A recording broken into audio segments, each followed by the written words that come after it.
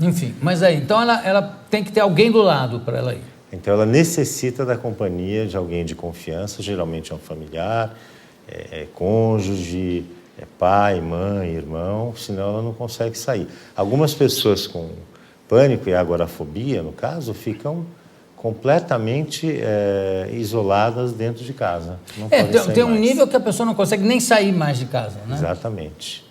Tem um caso que eu descrevo aí no meu livro de um homem que ficou 28 anos sem sair de casa. 28. Ele teve um ataque de pânico, ficou apavorado, achou a experiência tétrica e a partir daí ele não saía mais de casa. E foi curado? Não foi. Morreu dentro de casa? Morreu dentro de casa, infelizmente. Casos assim existem. Felizmente, não é a regra. A maioria das pessoas melhora com o tratamento. Pois é, mas é o mesmo, a vacina, vou continuar chamando de vacina, é a mesma, tanto para a pessoa que tem só aquela ansiedade, como esse caso, por exemplo, do automóvel, da pessoa que não consegue guiar sozinha, não? Não. Mas tem um outro exercício? No caso dos ataques de pânico, eu falei da exposição interoceptiva, que é uma espécie de vacina. No caso da agorafobia, o tratamento é a exposição gradual, repetida e prolongada às situações que ela tem medo. Então, se ela tem medo de dirigir, ela vai começar na garagem dela, manobrando o carro, indo para lá e para cá, depois sai, anda por perto de casa, um quarteirão, dá umas voltas, e ela gradualmente vai ampliando esse raio de ação e perde o medo. Mas nesses casos, o remédio também ajuda, né? Quer dizer, ajuda. Porque não é uma coisa só da cabeça da pessoa, é um desequilíbrio químico que acontece no organismo que provoca esses ataques de pânico, vamos dizer, não é isso? Admite-se que algum tipo de colapso no sistema de neurotransmissores, de serotonina, de noradrenalina, ocorra. Mas isso não está tão bem estabelecido.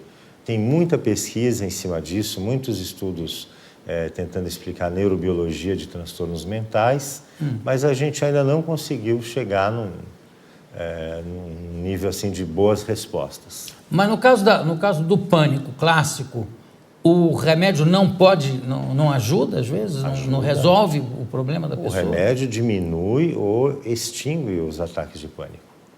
Quer dizer, isso também eu acho uma bênção, porque tem gente que simplesmente não há hipótese, tem mais pânico de tomar o remédio do que pânico do pânico em si, né? Eu tive uma paciente que ela não conseguia engolir comprimidos e ela tinha que tratar um quadro de pânico, porque ela tinha uma fantasia de que aquilo que ela ia tomar ia causar um grande dano nela, causar um mal terrível, né? E eu tive que fazer uma estratégia, vamos dizer, terapêutica, de mandar formular cápsulas de lactose para que ela tomasse essas cápsulas, que não tem nada, é enorme. Sim, placebo. E ela tinha medo de tomar as cápsulas, mas depois ela perdeu o medo e devagarzinho ela foi conseguindo fazer o uso da medicação. Agora, a ansiedade, quer dizer, pânico e ansiedade a gente coloca na mesma categoria? Não, né? O transtorno de pânico é um transtorno de ansiedade.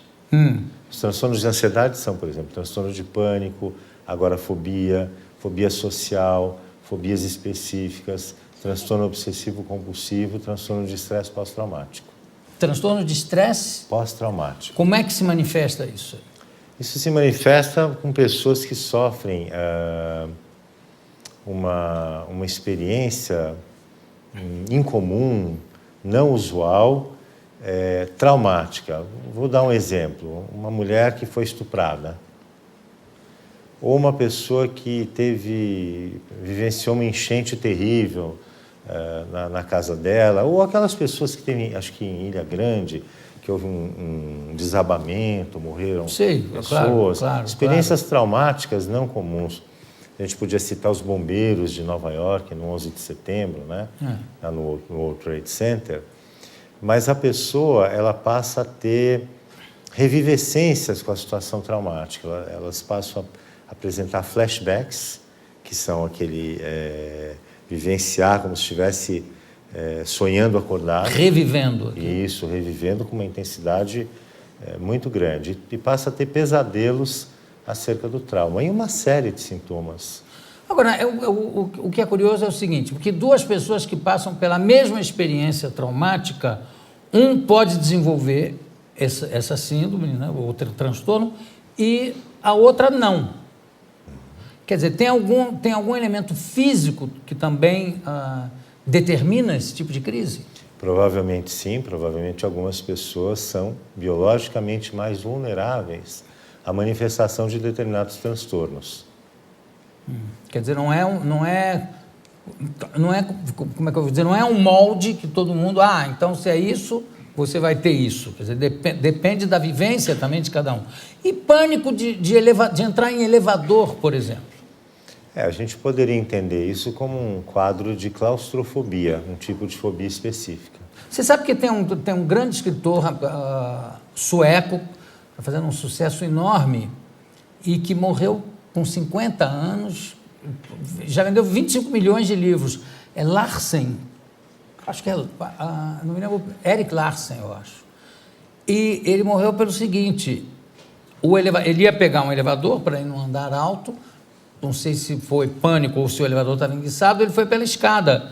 E aí teve um infarto e morreu. Uma morte fulminante. E por causa do elevador. Tem gente que enfrenta 40 degraus de escada para não entrar num elevador? Tem. Quer dizer, 40 andares, perdão.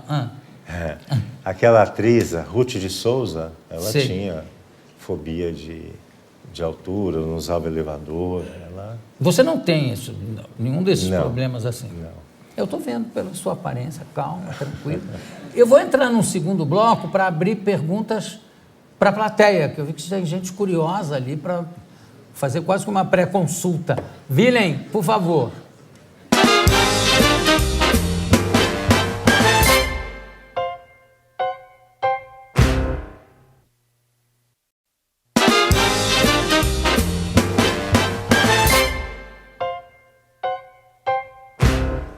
Tenho aqui ao meu lado o psiquiatra Tito Paz de Barros. Posso fazer uma ressalva? Meu nome completo é Tito Paz de Barros Neto, senão as pessoas vão me confundir com meu avô. Seu avô é vivo ainda? Não, mas vão me confundir.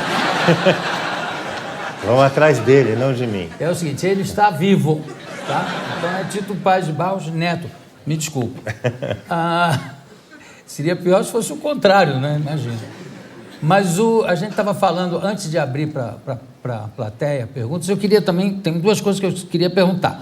Uma, qual é a forma mais comum de fobia, que fala assim, fobia social, o que é exatamente?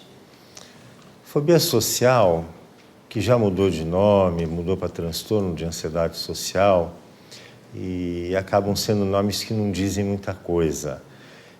O melhor nome, a meu ver, para fobia social é fobia de ser avaliado.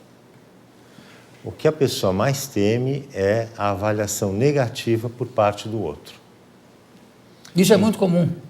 É comum. Segundo Ronald Kessler, um pesquisador americano, que fez um estudo de prevalência de transtornos mentais nos Estados Unidos, ele encontrou uma prevalência de fobia social de 13%. 13,3%. Tem gente, aliás, se eu não me engano, foi o Seinfeld que falou isso, baseado num dado real, que a maioria das pessoas tem menos medo de morrer do que de falar em público. Isso acontece. A pessoa tem mais medo de falar em público do que de morrer. Falar em público é a morte, né? Para mim, não, graças a Deus. Mas tem gente que prefere morrer do que levantar para falar alguma coisa. Então, eu tive alguns casos, eu atendi algumas pessoas que cursavam direito e elas não conseguiam apresentar seminários, que era uma coisa obrigatória no curso. Elas tiveram que trancar a matrícula, abandonar a faculdade porque não conseguiam falar em público. E outra coisa, é possível a pessoa morrer de medo? Morri de medo. Isso é uma forma de expressão, porque ninguém morre de medo ou morre. Não morre de medo, morre de algumas doenças que possam estar comórbidas a esse Sim. medo, né? Quer dizer, se a pessoa tiver, ela tem medo e ao mesmo tempo ela tem, por exemplo, um aneurisma cerebral que rompe, ela morre. Mas Sim, não... mas em função do medo, quer dizer, ou do susto, pode Não, causar isso. Isso pode acontecer ela estando tranquila. Ah, sim, claro. Não, aí é evidente.